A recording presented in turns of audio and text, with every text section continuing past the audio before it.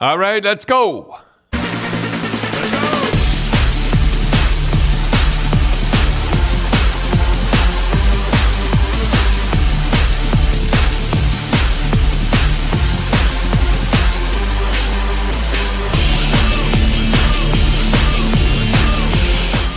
All right, Del, you start off telling us about the book. Well, some big news. Cindy, she's proud author, #1 bestseller. Yep, she'd be very happy. She would You'd be, very, yes. very happy about that. Yes, #1 in all the categories, and what we're up to #4. Tell us the categories. Oh, they've got the rich and famous #1, hockey's #1, and biographies is #1. Oh, Yeah. jeez. Yeah. So it's called the Don Cherry Story. Don Cherry Story. The cover's amazing. Pop Yeah. with the red. And then starts off right away into like the first few chapters is Poppygate, Remembrance Day 2019. So hot topics. That's right. And the fallout of Poppygate. So what happened after all of it. Then it gets into xenophobic, ? Are you, misogynist, then the French, and more hot water. So Well, I don't know. I haven't read it yet, and I haven't had. I'll tell you one thing. Cindy did a great job getting the pictures. Oh, yeah, Yeah. they're amazing. Like the pictures that are in there. Like I don't even remember seeing half of them. I know, she's deep diving them in her records pretty much. Yeah.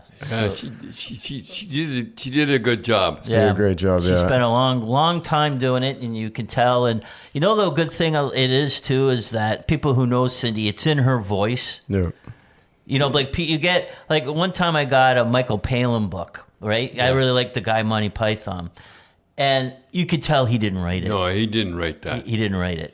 and it was one of the worst books of all time. I was so I was so disappointed. Michael Palin, you know, pole to pole, you know, around the world in 80 days, and I read about 2 chapters, and I know what he did.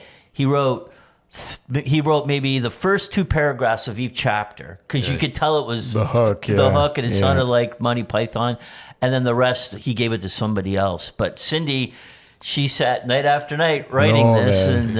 and she did a great job, and did a you great could job. tell it's her voice. She wrote it like you, pen and paper, and then had to digitize it herself after that. Yeah, because we were telling the story. The first book that you wrote, we won't tell the guy that was writing it for you. He's supposed to be a hockey expert.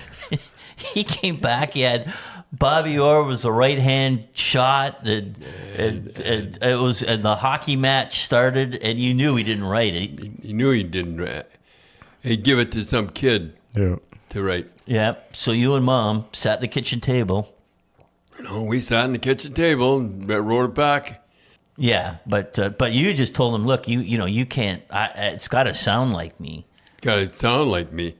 But that book does sound like Cindy. Oh, yeah. Yeah. I remember she tried to grammatically correct it, and I think it had to be 4,000 or 5,000 errors. And she said, nope, that's me. I'm grammatically wrong, so I'm keeping it. It's And great. good pictures Oh, in it too. 3 full sections of pictures, lots and lots I of don't know old where ones. she got them. Oh, hidden away. She's got the negatives back there. Yeah. So you can find it on Amazon. Yep, Amazon, On chapters. 1999. Yep. Well, we better get into the playoffs here. Yeah. All right. So which one do you want to start off with first? Well, then? we'll start off with the Leafs and the Sens. All right. That's the biggie tonight. That's Yeah. kind of weird they didn't have Toronto playing Saturday Night, yeah. Yeah. It's funny. All right, I wrote a few things down. Sens won the series 3-0, and the Leafs are favored to win. Leafs are favored to win. Figure that one out. Sens have outscored the 9-3 in 3 games. In the last 20 games, they have a 14-5 and 1 record. In the last 20 games, the Leafs have 12-6-2 record. The Leafs didn't score a power play goal against the Sens this season. So what do you think of Stolar's stat? Well, he's the guy that should start. Yeah. Yeah, he should start. He might be their ace in the hole. He'll either be good or he'll be really bad. Leafs are favored to win. Minus 176, yeah. So it means you got to bet 176 to get 100 back. $1, yeah. But, geez, I don't know, man. Like, you haven't won. Like, do you think... Do you think? Well, Ottawa really is not as battle hardened as because they kind of got the thing the last couple of weeks, but I don't know, man. I'd throw some money on the Sens if they haven't beat them all year. The problem, the one guy said I laughed. He says the problem for the Sens is the Leafs are going to have, if it goes 7 games, the Leafs will have 7 home games. That's true. Yeah. All right, we go with the Caps and the Montreal. The Caps have won the series 2 wins and the overtime loss. In the last 20 games, the Habs are 10-5-5. Jeez, I don't know. That's pretty good. Yeah, that's pretty good. They had to win every game. In the last 20 games, are 12-7-2.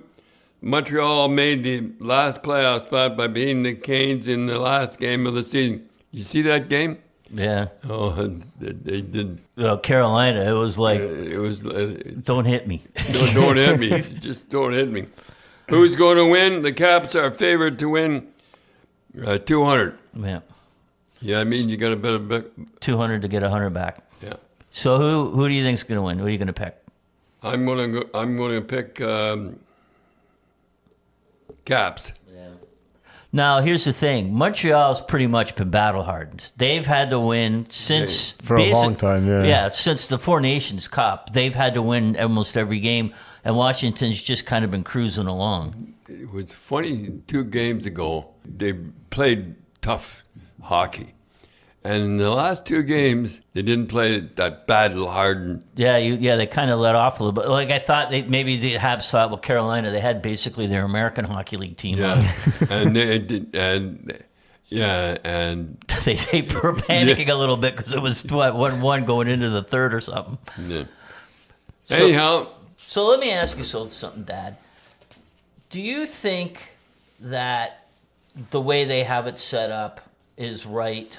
If I was doing it, I would play first and the worst team. So 1 through 16 or 1 through 8?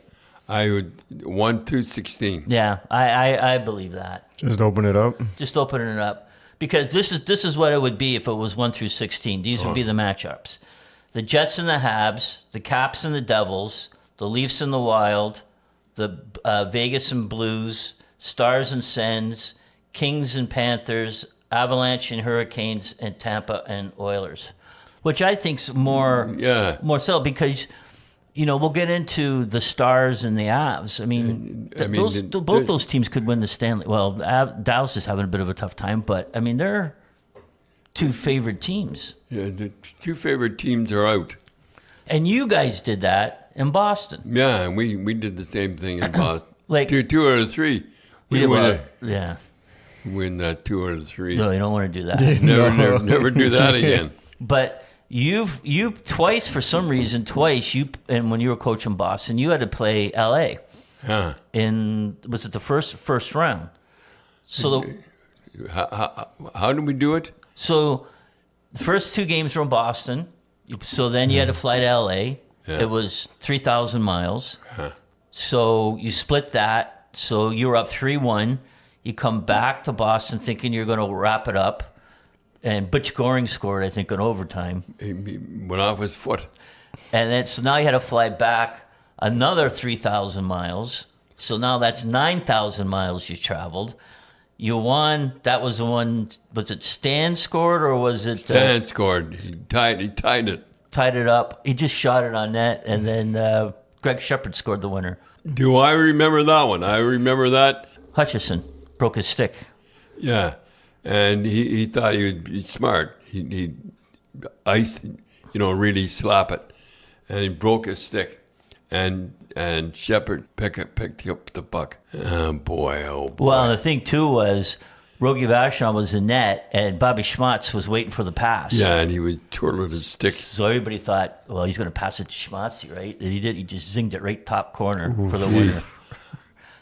You said you almost fainted. I almost fainted. I know what I remember that game too was Wayne Cashman had a breakaway, and he shot the puck, and Vachon made the save, and it hit Cashman's skate and bounced in. Yeah, hit his ankle. Hit his ankle and bounced in. So that was crazy. So then you flew back. So that's 12,000 miles you guys flew. Yeah. And then the next night, you were in Philly. You won in overtime. Ricky Middleton, and what a rough series that was, all the fights and hits and stuff. Oh. And then the next night, you won in double overtime. Yeah. So, like the guys saying, oh, we're too tired. Give me a break. They should do 1 through 16. Yeah, 1 through 16. I really believe they won 16. So, and here's the thing, too, is Calgary had 94 points this year, right? And Montreal, New Jersey had 91. Yeah. So Calgary Calgary's in a tougher division and a tougher conference, had more points, and they're out. And the two teams that had 3 less points are in. Yeah. It doesn't make any sense. It just should be 1 through 16. The Jets have won series 3-1. They both have scored 10 goals in 4 games. The Jets are 14-6 and in their last 20 games. The Blues are 15-3-2 in their last 20 games, the hottest team in the NHL since the Four Nations face-off. Binghamton versus Hellebuck. Yeah, so it's just like in that Four Nations. It's, it is. Rematch. The team has turned around since Jim Montgomery, ex-coach, took over. He looked good last night. Yeah. So, but I know what it looks like they're looking to do. I think that the Blues are going to thought, okay, let's make this a long series and hit them, because they had 48 hits in the first period. Oof. The Blues, that total, just the St. Louis, and out hit the Jets 53-33. I watched the coach for the Blues. He didn't seem too upset. No, I mean, but one bounce the other way. One bounce the other way, and it could. But I think that's what they're looking to do. They're gonna try to grind them down. I think it was Pittsburgh and Detroit was heavily favored, and you said Pittsburgh's going to grind them down, and they did. They just wore down their defense. That's what I think. Oilers and the Kings. Kings have won series 3-1. They have outscored Oilers 12-4. The Kings are 16-4. It's almost ridiculous when you read the records. The Oilers are 12-7-1 in their last 20 games. Are the Oilers healthy enough? Goaltending will be the key to the series. Oilers are favored to win at 1-4. If this is an upset, if I'm picking an upset, I'm picking this one. Yeah. Kings. I'm taking the Kings on this. What do you think? Oh, I don't know. Oilers, Stars of the Avs meet in the first round. Only 3 teams have won as many games as Dallas and Avs, but they will meet in the first round. I really believe that they should go 1-16. Yeah. I really believe that. Yeah, I do, because like we were saying, Calgary's got 94 points and they're not in the playoffs. How can you get a thing where a team that has more points is sitting out of the playoffs, and 2 teams had 3 less points than them? Yeah, it makes sense. It doesn't make sense. Doesn't make sense at all. Do you think it's kind of like TV ratings at that point, because you keep the Eastern Conference with the Eastern Conference? Yeah, you get the Battle of Ontario, the Battle of Alberta. Right. I mean, that's why they do. Yeah. They don't want LA and Colorado, because they don't mind the East Coast. Like, they would love New York and Boston in the finals. Yeah. But they don't want LA and Colorado because they lose the East Coast. Yeah. Okay, Dale, we're going to take a couple of questions. So what's the first one? All right, from Hockey Dad 83. Hey, Grapes, I miss you on Coach's Corner. My son's season is wrapping up, and he's played a lot of hockey this winter, including practices, games, and tournaments. Is it a good idea for him to take a break, or should he stay on the ice all summer? He's 13 years old, plays AAA, and wants to get drafted into the WHL. When I remember when I first put on my skates, I was all by myself, and my leg was shaking. I was so anxious to get back.